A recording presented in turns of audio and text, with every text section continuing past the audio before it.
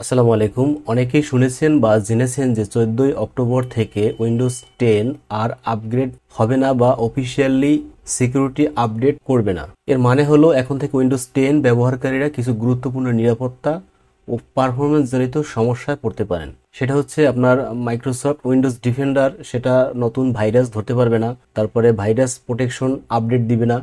এক্ষেত্রে সমস্যা হলো আপনার উইন্ডোজ 10 যদি ইউজ করতেই হয় তাহলে আপনার শক্তিশালী অ্যান্টিভাইরাস ব্যবহার করতে হবে।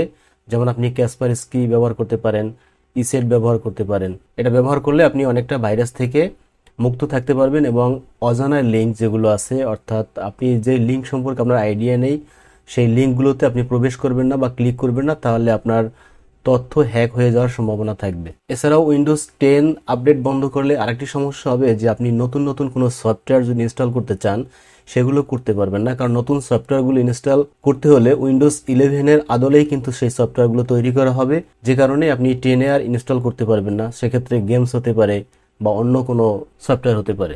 নতুন যে আপডেট প্রিন্টারগুলো আছে সেই প্রিন্টার, তারপরে গ্রাফিক্স কার্ড, ড্রাইভার সঠিকভাবে কাজ করতে সমস্যা হতে পারে। তো সেই ক্ষেত্রে আপনি নতুন পিসি যদি আপনার প্রয়োজন হয় অথবা পুরাতন যে পিসিটি আছে সেইটাতে উইন্ডোজ 11 আপনি ব্যবহার করতে পারেন আপগ্রেড করে। সেই ক্ষেত্রে একটু পরে আসছি যে কিভাবে 11 ব্যবহার করতে পারবেন, অথবা আপনার এই পিসিটা যেটা আছে বর্তমানে এইটা উইন্ডোজ 11 সেট আপ করতে পারবেন কিনা, আপনার পিসিটা 11 নেওয়ার মতো যোগ্যতা আছে কিনা। উইন্ডোজ 10 যেহেতু আপনার আপডেট বন্ধ হবে, সেই ক্ষেত্রে দেখা গেল যে ইডিজি বা ক্রোম ব্রাউজার সেগুলোও কিন্তু আপনার উইন্ডোজ 10 হয়তো বা কিছুদিন পরে আর চালাতে পারবেন না বা সাপোর্ট করবে না। তো সেই ক্ষেত্রে আপনি বিকল্প ব্রাউজার ইউজ করতে পারেন, যেমন ব্রাভ বা ফায়ারফক্স ইএসআর এগুলো ব্যবহার করা যায়। কিন্তু আপনার উইন্ডোজ 10 এর ক্ষেত্রে যারা ব্যাংকিং কার্যক্রম পরিচালনা করছেন, আপনাদের নিজেদের পার্সোনাল ইনফরমেশনগুলো খুব হাইড রাখা দরকার বা সিকিউর রাখা দরকার। সেই ক্ষেত্রে আপনারা এই উইন্ডোজ 10 ব্যবহারটি বন্ধ রেখে উইন্ডোজ 11 কনভার্ট হয়ে যাওয়াই খুব ভালো, কারণ অনলাইন ব্যাংকিং এর ক্ষেত্রে ব্যাংক অ্যাকাউন্ট হ্যাক হয়ে যাওয়ার সম্ভাবনা থাকে। এরকম গুরুত্বপূর্ণ সফটওয়্যারগুলো যারা ইউজ করেন কম্পিউটারে তাদের ক্ষেত্রে পরামর্শ হচ্ছে যে আপনারা উইন্ডোজ 11 কনভার্ট হয়ে যান, কারণ উইন্ডোজ 10 যদি থাকেন তাহলে যেহেতু আপডেট বন্ধ হবে বা নতুন যে ভাইরাসগুলো আছে, নতুন ভাইরাস যেগুলো ছাড়বে হ্যাকাররা, সেগুলো আপনার প্রোটেক্ট করতে পারবে না। যে কারণে আপনি কিন্তু গুরুত্বপূর্ণ তথ্য থাকলে বা গুরুত্বপূর্ণ কাজ করে থাকলে তাহলে কিন্তু আপনার সেই তথ্যগুলো হ্যাক হয়ে যাওয়ার সম্ভাবনা থাকবে। তবে যারা বাসায় ব্যবহার করেন সেই ক্ষেত্রে আপনার উইন্ডোজ 10 ইউজ করতে পারেন। বাসায় বলতে আপনার পার্সোনাল কাজে হয়তো মাইক্রোসফট ওয়ার্ড, এক্সেল, ফটোশপ এগুলো দরকার হয়, এই সামান্য কাজের জন্য উইন্ডোজ 10 আপনি ব্যবহার করতে পারেন, সেই ক্ষেত্রে কোনো সমস্যা নেই। এখন চলুন আমরা দেখে আসি যে আপনার যে পিসিটা আছে এটা উইন্ডোজ 11 আসলে কনভার্ট যে করতে বললাম এতক্ষণ, সেই কনভার্ট আসলে করার মতো যোগ্যতা আছে কিনা।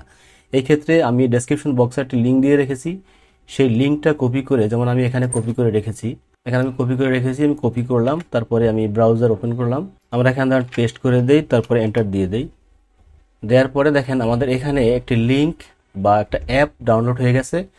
এই অ্যাপটা থার্ড পার্টি না কোনো, এটা আপনার পিসিটার হেলথ চেক করবে, অর্থাৎ এই পিসিটা উইন্ডোজ 11 চালানোর মতো যোগ্যতা আছে কিনা। এখানে ক্লিক করে দেন, ডাউনলোডের এখানে ক্লিক করে দেওয়ার পর এটা ইনস্টল হবে। Installation complete. এখানে দেখেন নিচে চলে আসছে, এখানে ক্লিক করলাম, দেখেন এখানে চেক নাও লেখা আছে, এখানে আমরা ক্লিক করে দিব। দেওয়ার পর দেখেন এখানে দেখাচ্ছে, এখানে আমরা একটা দেখাচ্ছে সমস্যা, আমাদের এই পিসি আমার উইন্ডোজ 11 চালানোর মতো যোগ্যতা নেই। এখন এই মেসেজটা আসলেই অনেকে হয়তো মনে করেন যে আপনার পিসিটা আসলে চলবে না উইন্ডোজ 11। বিষয়টা এমন নয়। এখানে সি অল রেজাল্ট আমরা যদি দেখি তাহলে দেখবেন যে এখানে সবগুলো টিকমার্ক, অর্থাৎ বাকি সবগুলো ঠিক আছে, শুধুমাত্র এখানে যে টিপিএম 2.0 এইটা দেখেন এনাবেল করা নেই, মোর অ্যাবাউট এনাবেলিং টিপিএম 2.0। টিপিএম 2.0 আপনার পিসিতে যদি থাকে সেটাকে আপনি এনাবেল করে নেবেন। এখন এটা এনাবেল করবেন কিভাবে? এনাবেল আপনি ইউটিউবে গিয়ে যদি আপনি লেখেন যে হাউ টু এনাবেল টিপিএম 2.0 তাহলে কিন্তু আপনার ভিডিও চলে আসবে, সেটা দেখে আপনি এনাবেল করে নেবেন।